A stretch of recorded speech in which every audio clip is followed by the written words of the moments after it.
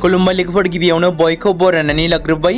दा लोगोफोर, नोंथांमोना नुनो मोनखादों जानांगौ गोबां निउस मिडिया बा पर्टेलनि गेजेरजों लाइभ स्ट्रिम होनायनि गेजेरजों नुनो मोनगासिनो दङ बबे मोनसे पार्टिया बांसिनै मासि आवग्रिनानै दं एबा बबे मोनसेया बांसिन लिडिं जानानै दं। नोंथांमोना नुनो मोनखादों BPF पार्टियानो बांसिन लिडिं जानानै दं होननानै। दा जोंनिया फार्स्ट राउन्डआ जानानै थांबाय दे बबे बियाबनिफ्राय फार्स्ट राउन्ड जोंना काउन्टिंआ जानानै थांबाय। बेनि गेजेराव माखासे बियाबफोराव दाबो काउन्टिंआ सोलिगासिनो, फार्स्ट राउन्डआ जोबनानै थाङाखै। दा नोंथांमोना फोरमायनो लादों, खोन्थानो सानदों। दा गिबियाव जोंना BPF पार्टिया थामहिनबा BPF दोलोआ बांसिनै आवग्रिनानै दं। नोंथांमोना नायनो हायो गासै 26ता लिडिं जानानै दं। दा बेनि गेजेराव फार्स्ट राउन्डआव बबे पार्टिया बांसिनै लिडिं जानानै दं नोंथांमोना फोरमायनो लादों।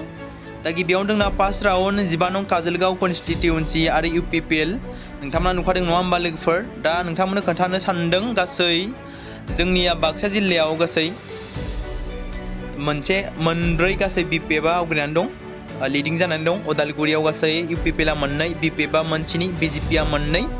बेनि उनाव चिरां जिल्लायाव गासै मोनब्रै मासियाव लिडिं जानानै दं BPFआ। बेनि उनाव UPPLआ मोनसे।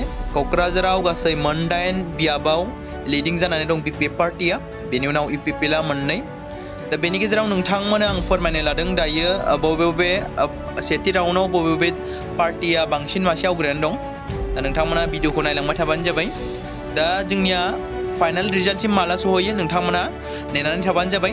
दासिमथ' जोंनिया फार्स्ट राउन्डआवसो थांदों नङा होमबा लोगोफोर। दा बेखिनियानो आं नोंथांमोना माखासे फार्स्ट राउन्डनि बबे पार्टिया बेसेबां मोनदों नोंथांमोना फोरमायनो लादों। लोगोफोर, नोंथांमोना नायनो हायो नै सालाकाटियाव गासै फार्स्ट राउन्डआव जाना थांनायाव UPPLआ गासै 2458 आवग्रिनानै दं एबा बांसिन भट मोनदों। BPFआ गासै 1676, BJPआ 576। बेनि उनाव 4 नं जमदुवार बेलट पस्टेल कड बायदियै BPFआ बांसिन आवग्रिनानै दं। बेखिनियानो लोगोफोर, नोंथांमोना खोन्थानो थांगासिनो आं र'। बेनि उनाव 28 नं गयबारियाव नोंथांमोना नायनाय कन्स्टिटिउन्सियाव UPPLआ गासै 4512। फार्स्ट राउन्डनि दै लोगोफोर बियो। ओमफ्राय BPFआ मोननो हादों गासै 3630। बेनि उनाव जोंनिया बावखुंग्रि बियाबाव मोननो हादों फार्स्ट राउन्डआव UPPLआ गासै 788, BPFआ गासै 2171, कंग्रेसआ 49। बेखिनियानो लोगोफोर। बेनि उनाव जोंना दंबावो कक्लाबारि 22 नं कक्लाबारि बियाबनिफ्राय गासै UPPLआ सेथि राउन्डआव 3055, BPFआ 2441, BJPआ 2623। बेनि उनाव नोंथांमोना नायनो हायो नै पस्टेल कड दै लोगोफोर बियो।